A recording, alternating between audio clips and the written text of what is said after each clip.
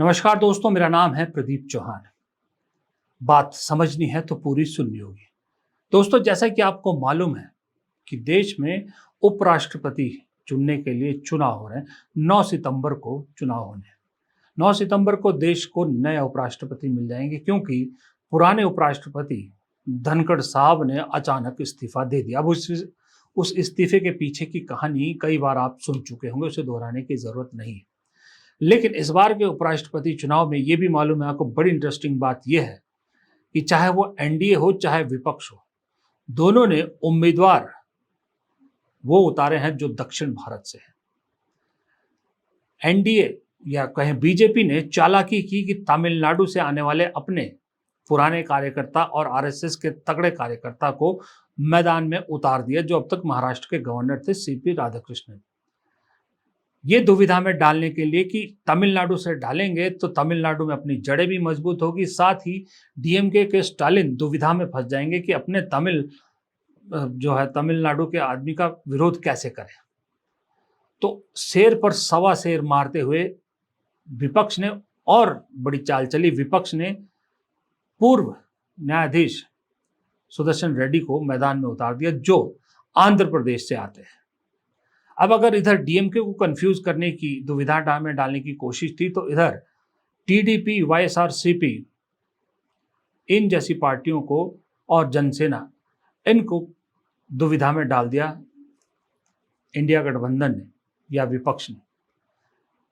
लेकिन इस चक्कर में लड़ाई हो गई दक्षिण बनाम दक्षिण की। उत्तर भारत में हम लोग यही सुन रहे हैं कि इस बार दक्षिण बनाम दक्षिण है। कुछ अखबारों ने तो ये भी हेडलाइन लगाई थी कि Telugu pride versus Tamil pride, या तेलुगु बनाम तमिल। इस कदर तक इस लड़ाई को या इस चुनाव को इस कदर नीचे तक गिरा दिया है। लेकिन दक्षिण भारत इस बारे में क्या सोचता है? क्या दक्षिण भारत बीजेपी के अगर ये उम्मीदवार जीत जाते हैं, जिसकी भी बहुत हद तक संभावना भी है, क्या बीजेपी को इस जीत से कुछ फायदा होगा दक्षिण में, या कुछ खेल भी हो सकता है चुनाव में, इसकी संभावना है, या इस सब के बावजूद बीजेपी को फायदे की जगह नुकसान होगा? यही सारी चीजें समझने के लिए हमें दक्षिण भारत जाना पड़ेगा, और इसके लिए हम चलते हैं सीधा त्रिवेंद्रम, जहां हमारे साथ जुड़ेंगे तकरीबन 3 दशकों से ज्यादा का पत्रकारिता का अनुभव रखने वाले, अलग अलग अखबारों में ऊंचे ऊंचे पदों पर काम करने वाले, एक टाइम में एनडीटीवी के साथ भी जुड़े रहने वाले हमारे बड़े भाई गिलवेस्टर जी। वही बताएंगे कि दक्षिण बनाम दक्षिण का दक्षिण में क्या असर हो रहा है। तो गिलवेस्टर भाई, फिर से एक बार आपका स्वागत है। बहुत दिनों बाद आपसे मुलाकात हो रही है। सीधे सवाल पे आते हैं। जो उपराष्ट्रपति के चुनाव को लेकर अब जाहिर सी बात है 9 सितंबर तक सरगर्मियां शुरू हो गई है, और इधर उत्तर भारत में तो एक कहानी चल पड़ी है कि दक्षिण बनाम दक्षिण मुकाबला है। कुछ अखबारों की हेडलाइन आपको मैं सुनाऊंगा, शायद वहां आपने ना देखी हो तो हैरान हो जाओगे। तेलुगु वर्सेस तमिल, इस तरह की हेडलाइंस भी दी। तो यहाँ तो एक इस तरह से नैरेटिव सेट किया जा रहा है। दक्षिण में असल में इस चुनाव को कैसे लिया जा रहा है? प्रदीप जी, जब ये घोषणा की थी भारतीय जनता पार्टी ने सीपी राधाकृष्णन के नाम की, तो उस समय यहाँ पे यही माना जा रहा था कि भारतीय जनता पार्टी है जो दक्षिण भारत को तवज्जो देना चाहती है, और खास तौर पर तमिलनाडु में, क्योंकि आपको पता है कि पिछले कई सालों से ये कोशिश की जा रही है कि जो दक्षिण भारत है वहां पर किसी तरह अपना जो इन्फ्लुएंस है वो बढ़ाया जाए। और पिछले विधानसभा चुनाव में भी तमिलनाडु में 4 सीटें भारतीय जनता पार्टी ने जीती थी, और उसका अलायंस उस टाइम एडीएमके के साथ था। लेकिन अभी जो है भारतीय जनता पार्टी के बीच में थोड़ी सी हालत खराब हुई है, तो उसको अब रिवाइव करने की कोशिश कर रहे हैं वहां पर। और साथ में आपको पता है कि केरला के अंदर भी भारतीय जनता पार्टी काफी कोशिश में लगी है कि किसी तरह से जो अपना जो इन्फ्लुएंस है केरला के अंदर भी बढ़ाया जाए, और एक सीट तो इन्होंने लोकसभा में जीती ही थी। तो राधाकृष्णन जो है भारतीय जनता पार्टी के प्रदेश अध्यक्ष रह चुके हैं तमिलनाडु के, और वहां से 2 बार लोकसभा के एमपी रह चुके हैं कोयम्बतूर से। साथ में केरला में भी उनका काफी असर रहा है, क्योंकि यहाँ पे वो प्रभारी थे भारतीय जनता पार्टी के। तो उनके कैंडिडेचर से भारतीय जनता पार्टी ये कोशिश कर रही थी कि वो एक मैसेज दे कि एक तो दक्षिण भारत की ओर उनका जो है फोकस है। दूसरा, तमिलनाडु, जो कि जहां पे अगले साल चुनाव होने हैं केरला के साथ और पश्चिम बंगाल और असम के साथ, तो तमिलनाडु भी एक ऐसा राज्य है जहां पर उनका फोकस ज्यादा है। तो जैसे ही ये चुनाव राधाकृष्णन का नाम की घोषणा हुई, तो बाकी जो विपक्षी पार्टियां हैं उनके अंदर भी थोड़ा सा एक असमंजस सी पैदा हो गई थी, क्योंकि फोकस एकदम दक्षिण भारत की तरफ आ गया। तो काफी सोच विचार के बाद जो है इंडिया गठबंधन ने भी इसके बारे में काफी विचार विमर्श किया होगा और उसके बाद वो इस नतीजे पे पहुंचे कि जस्टिस सुदर्शन रेड्डी को जो है वो एक कैंडिडेट के रूप में सामने लाया जाए। तो ये अभी दक्षिण बनाम दक्षिण तो काफी हद तक लगता है, लेकिन तमिल बनाम तेलुगु मेरे ख्याल से नहीं इसको माना जाएगा, क्योंकि दोनों जो कैंडिडेट हैं उनका पूरे दक्षिण भारत में एक जो है उनका नाम है। हालांकि जस्टिस सुदर्शन रेड्डी जो हैं उनका राजनीति में अनुभव नहीं है, लेकिन उनका जो ट्रैक रिकॉर्ड है, एक तो वो जो कास्ट सेंसस का जो एक कमेटी बनाई गई थी तेलंगाना में, उसके वो अध्यक्ष रह चुके हैं और उन्होंने काफी अच्छा काम किया है। जो कास्ट सेंसस के जाति जनगणना के बारे में जो उन्होंने जो पूरा फॉर्मूला निकाला और जिसके बाद जो है वहां पर काफी चेंजेस लाई गई हैं तेलंगाना में, और जिसको एक मॉडल के रूप में ना केवल दक्षिण भारत में लेकिन पूरे भारत में जो है उसको पेश किया जा रहा है कांग्रेस की तरफ से। और वो एक बहुत बड़ी पॉलिटिकल अचीवमेंट जो है कांग्रेस की रही है। आपको पता है कि किस तरह से भारतीय जनता पार्टी शुरू में नकार रही थी जाति जनगणना को, उनको भी इसके लिए जो है बाद में एक निर्णय लेना पड़ा। लेकिन भाई एक चीज बताइए कि जो दक्षिण भारत जितने भी राज्य हैं वहां इस बैटल को कैसे लिया जा रहा है? क्या उनको लग रहा है कि ये सिर्फ इसलिए कि दक्षिण के जो है वो राज्यों में अपनी अपनी पैठ बनाना चाहते हैं, या एक इस तरह से देखा जा रहा है कि जिस मकसद से, बेसिकली मेरा कहने का मतलब दोनों पक्षों ने जिस मकसद से कैंडिडेट उतारे हैं, एनडीए ने डीएमके को असमंजस में डालने के लिए कैंडिडेट दिया है, तो इंडिया गठबंधन ने चंद्रबाबू नायडू और वाईएसआरसीपी और जनसेना को कंफ्यूज करने के लिए डाला है। तो असर पड़ेगा लगता है आपको कि ये सिर्फ एक वो है, एक तरह की स्टेटमेंट है, पॉलिटिकल स्टेटमेंट रहेगा वही जो जो जिसके साथ है? जी, लगता तो वैसे ही है कि इसमें कोई बहुत ज्यादा जो है बदलाव नहीं आएगा, क्योंकि सारी पॉलिटिकल पार्टीज की अपनी एक पोजीशनिंग है ऑलरेडी। तो क्योंकि चंद्रबाबू नायडू हमेशा ये कहेंगे कि वो क्योंकि एनडीए के घटक दल हैं, तो उनको जो है एक पॉलिटिकल डिसीजन वो इसके खिलाफ नहीं ले सकते।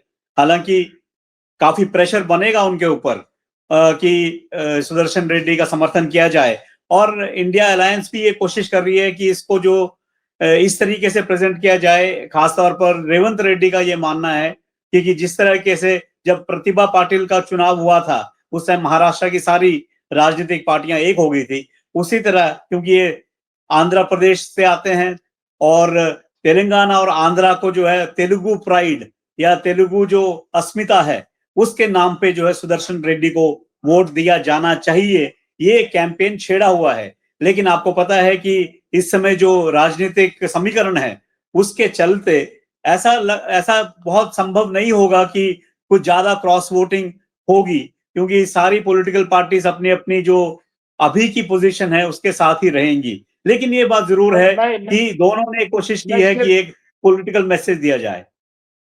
मैं इसलिए पूछ रहा था कि आपने कहा, अब समझ में आ गया एक बार लोगों को, आपने भी क्लियर कर दिया कि ये चॉइस रेवंत रेड्डी के थे, सुदर्शन रेड्डी रेवंत रेड्डी के चॉइस थी, क्योंकि वो ऑलरेडी पहले काम कर चुके थे। और ये भी ऑलरेडी बात जो है वो पूरे इंडिया में फैल गई है कि रेवंत रेड्डी एक ब्रिज है राहुल गांधी और चंद्रबाबू नायडू के बीच में, जो बातचीत करा रहे हैं। अब ये आपको मालूम है किसने कहा? क्या चंद्रबाबू नायडू को रेवंत रेड्डी कुछ इन्फ्लुएंस कर सकते हैं, कुछ खेल करा सकते हैं रेवंत रेड्डी? देखिए, चंद्रबाबू नायडू जो है काफी मैच्योर पॉलिटिशियन है और वो एकदम ऐसे कोई निर्णय नहीं लेते हैं जिसका कोई जो है कॉन्सिक्वेंसेस उनके लिए बुरा हो। तो अभी जो स्थिति है पूरे भारत के अंदर, उस हिसाब से मेरे ख्याल से चंद्रबाबू नायडू तब तक कोई पहल नहीं करेंगे जब तक उनको ये श्योर हो जाएगा कि इंडिया गठबंधन जो है लोकसभा के अंदर करीब 280 एमपीस की का समर्थन जुटाने की एक क्या कहते हैं पोजीशन में है। तभी वो जो है कोई ऐसा कोई कड़ा कदम उठाएंगे जिससे कि पूरी राजनीति जो है भारत की बदलेगी। लेकिन इस वक्त जो है मुझे नहीं लगता कि कोई ऐसा बड़ा निर्णय वो लेंगे जिससे एनडीए जो है एकदम खतरे में आ जाएगा, क्योंकि चंद्रबाबू नायडू भी जी। अपने जो जी लेकिन इसी में मैं जोड़ दूं, जो एक कल आपने देखा परसों जो पार्लियामेंट में एक बिल पेश हुआ है जिसमें प्रधानमंत्री से लेके मुख्यमंत्री मंत्रियों तक 30 दिन के अंदर जो जेल में रहा 30 दिन उनको हटाया जा सकता है। उस बिल को लेकर, क्योंकि दिल्ली में तो एक पॉलिटिकल पार्टी खास करके विपक्ष तो ये कह रहे हैं कि चंद्रबाबू नायडू और नीतीश कुमार को डराने के लिए ये बिल लाया गया है। इसका इफेक्ट पड़ सकता है? चंद्रबाबू नायडू सोचेंगे तो सही कुछ की दरअसल इस तरह से तो हमारे वो भी रीजनल पार्टी है। रीजनल पार्टीज की अगर डीएम के निशाने पर है तो टीडीपी भी कहाँ बचती है इससे? ये बात आपकी ठीक है कि जो बिल लाया गया है उससे खतरे की घंटी जरूर बजी है, खासतौर पर जो रीजनल पार्टीज हैं और जो जो सत्ताधारी पार्टियां हैं। लेकिन सवाल ये है कि क्या चंद्रबाबू नायडू ऐसा कोई कदम उठा पाएंगे, क्योंकि फिलहाल वो मेरे ख्याल से वो सारी चीजों को जो है वो नापेंगे तोलेंगे। और ये बात आपकी ठीक है कि जो क्षेत्रीय पार्टी हैं उनके लिए खतरे की घंटी बज चुकी है, क्योंकि वो सारी पार्टियां जो है एक नेता के ऊपर आधारित हैं। और अगर चंद्रबाबू नायडू या कोई और जो मुख्यमंत्री पद में हैं बैठे हुए जो पार्टी चलाते हैं, अगर उन ऐसी स्थिति बन गई कि वो जेल चले गए या 30 दिन वो अंदर रहे, उसके बाद उनकी सदस्यता अयोग्य घोषित कर दी गई, तो उनकी तो पार्टी खतरे में आ जाएगी, उनका तो राजनीतिक भविष्य खतरे में आ जाएगा। तो मेरे ख्याल से बड़ी पार्टियों के बनिस्बत जो छोटी पार्टियां हैं उनको इसके बारे में मेरे ख्याल से सोचना होगा, क्योंकि उनके तो एग्जिस्टेंस का सवाल है, वो तो एग्जिस्ट भी नहीं कर पाएंगी। तो इसलिए आपका कहना ठीक है कि चंद्रबाबू नायडू इसके बारे में जरूर सीरियसली सोचेंगे। लेकिन मुझे ये नहीं लगता कि जो वाइस प्रेसिडेंट का इलेक्शन है उसको ये एक मुद्दा बनाकर जो है सरकार को कोई बहुत बड़ी चुनौती पेश करने की कोशिश करेंगे, ऐसा मुझे अभी तक लग रहा है। लेकिन क्योंकि जैसे ये वोटिंग जो है ये कॉन्फिडेंशियल वोटिंग है, इसमें कोई व्हिप इशू नहीं कर सकते हैं, या जो है ये एक्सपोजर नहीं होता है इस वोटिंग का, तो इंडिविजुअल एमपीज के ऊपर भी डिपेंड करता है। और राजनीतिक पार्टियां हमेशा ये भी पोजीशन ले सकती है कि हम क्या कर सकते हैं, ये इंडिविजुअल एमपीज ने अपनी तेलुगु प्राइड को देखते हुए वोट डाला होगा, तो वो देखना अभी इंटरेस्टिंग होगा कि क्या ऐसी कोई पोजीशन जो है जनसेना या टीडीपी या फिर कोई और पार्टी जो है वो ऐसा कोई पोजीशन लेती है कि अपने एमपीज के ऊपर छोड़ देती है। जी, जी। तो भाई मैं वापस वहीं लौटता हूँ। आपसे जब से परसों से बात हुई, आपने एक शब्द बोला था वो मेरे अटक गया है, वो दिमाग में अटका पड़ा है। आपने कहा था कि दक्षिण जो है वो झटका दे सकता है। थोड़ा-सा बताएँगे हमारे दर्शकों को कि दक्षिण क्या झटका दे सकता है? आपने क्यों कहा था वैसे? देखिए दक्षिण भारत में, क्योंकि आपको पता है कि उत्तर भारत में लगभग काफी तेजी से उन्होंने जो अपना वर्चस्व बनाया है बीजेपी ने, और उसको जो है कंसोलिडेट भी किया है। हालांकि पिछले लोकसभा इलेक्शन में उनको कई जगह झटके भी लगे हैं, लेकिन दक्षिण भारत एक ऐसा इलाका है भारतीय जनता पार्टी के लिए जिसको भेद कर पाना या उस वहां पे मेजोरिटी हासिल करना उनके लिए हमेशा एक जो है टेढ़ी खीर रही है। और चाहे वो लोकसभा हो या विधानसभा हो, कोशिश संघ परिवार और भारतीय जनता पार्टी की हमेशा से रही है कि वो किसी तरह जो है दक्षिण भारत के अंदर अपना इन्फ्लुएंस को जो है काफी तेजी से बढ़ाएं, और उसके लिए वो काफी काम भी कर रहे हैं। जैसा आपको पता है कि केरला के अंदर काफी काम हो रहा है, तमिलनाडु के अंदर हो रहा है, और तेलंगाना के अंदर भी जो है भारतीय जनता पार्टी काफी मजबूती से काम करने की कोशिश कर रही है। लेकिन जिस तरीके की जो इलेक्टोरल सक्सेस उनको मिलनी चाहिए वो अभी तक नहीं मिल पाई है, और उनको ये अच्छी तरह से मालूम है कि अगर दक्षिण भारत अलग रहा तो उनके लिए बहुत मुश्किल है। उसमें दो चीजें और मैं जोड़ना चाहूंगा। एक तो दक्षिण भारत का जो इन्फ्लुएंस है पूरे इंडियन पॉलिटिक्स में वो बहुत महत्वपूर्ण है। वो इसलिए क्योंकि दक्षिण भारत के जो राज्य हैं वहां पे जो आर्थिक उन्नति हुई है और जो बाकी जगह डेवलपमेंट हुई, चाहे एजुकेशन का सेक्टर हो, चाहे वो सोशल जस्टिस हो, चाहे वो अपना इकोनॉमी हो, या फिर आपका हेल्थ सेक्टर हो, इन सभी जो क्षेत्रों में है बहुत जबरदस्त जो है इन्होंने प्रोग्रेस हासिल की है दक्षिण भारत ने। और दक्षिण भारत एक ऐसी जगह है जहां पर जो है भारतीय जनता पार्टी का डेवलपमेंट मॉडल काम नहीं करता है। और मैं इसलिए भी ये कहना चाहता हूं क्योंकि हाल ही में अमित शाह केरला आए थे और उन्होंने कहा था कि अगर आप हमें अगले विधानसभा चुनाव में जिताकर सरकार बनवाते हैं तो हम आपको एक नया मॉडल डेवलपमेंट का देंगे। तो उसी समय जो है केरला से काफी प्रतिक्रिया हुई थी कि आप क्या मॉडल दोगे, आप क्या गुजरात मॉडल दोगे या यूपी मॉडल दोगे। और जब वो बराबरी इक्वेट किया गया कि भी क्या क्या है इन सारे जो इकोनॉमिक पैरामीटर्स है या सोशल पैरामीटर्स है, तो उसमें दक्षिण भारत के राज्य काफी आगे हैं। तो वो एक जो इश्यू है भारतीय जनता पार्टी के लिए कि किसी तरह से वो दक्षिण भारत की जनता के बीच में एक वो अपनी पैंट बनाए ताकि उनका ओवरऑल इन्फ्लुएंस पूरे भारत में बढ़े। और जहां तक मैंने कहा कि झटका हमेशा दक्षिण भारत से होता है, वो मैं इसलिए भी कह रहा हूं क्योंकि तेलंगाना में जो जातीय जनगणना का जो एक्सपेरिमेंट किया गया है, वो एक सबसे बड़ा झटका जो है नॉर्थ इंडिया में भारतीय जनता पार्टी को लग सकता है। उसका कारण यह है कि जो इंक्लूसिव पॉलिटिक्स है, इंक्लूसिव पॉलिटिक्स, इसमें कोई जाति की पॉलिटिक्स नहीं है, इसमें है कि भी इंक्लूसिव पॉलिटिक्स और जितनी जिसकी संख्या भारी उसकी उतनी भागीदारी, वो एक जो लॉजिक है, साइंटिफिक लॉजिक जो प्रेजेंट किया जा रहा है, वो मेरे ख्याल से दक्षिण भारत से जो ये मैसेज है, ये उत्तर भारत की तरफ भी जा रहा है। और ये मैसेज जो है भारतीय जनता पार्टी और संघ परिवार भी अच्छी तरह से जानता है कि अगर ये मैसेज चला गया उत्तर भारत में कि अगर दक्षिण भारत ये सब चेंजेस ला सकता है या सामाजिक न्याय इस तरीके से इंप्लीमेंट कर सकता है, तो उत्तर भारत में ऐसा क्यों नहीं हो सकता। ये अगर मुद्दा उठ गया तो भारतीय जनता पार्टी के लिए काफी मुश्किलें पैदा हो सकती हैं। जी। आखिर में 2 सवाल मैं इकट्ठा आपसे पूछ लेता हूँ। एक सवाल तो मेरा ये है, एक ही सवाल के 2 पार्ट हैं इनफैक्ट, कि क्या जैसे जिस कोशिश में बीजेपी ने राधाकृष्णन को खड़ा किया है, केरल में जगह बनाने की कोशिश की है, क्या वो मैसेज बीजेपी दे पाएगी? बीजेपी को कुछ फ़ायदा हो पाएगा कि भई देखिए हम आपके वहाँ को कितना रिप्रेज़ेंट करना चाहते हैं या कितना हम महत्व दे रहे हैं?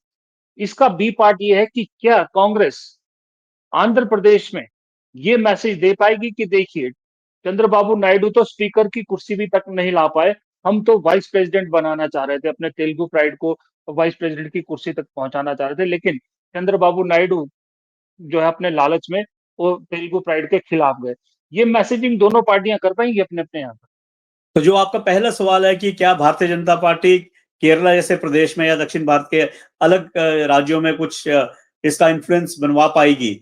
जहां तक केरला का सवाल है, जो अभी रीसेंट डेवलपमेंट में आपको ये बताना चाहता हूं कि केरला में भारतीय जनता पार्टी ने जो है ईसाई कम्युनिटी के बीच में काफी पैंट बनाने की कोशिश की थी और उसका उनको रिजल्ट भी मिला था। काफी विधानसभा लोकसभा चुनाव में उनको वोट उनके बड़े थे।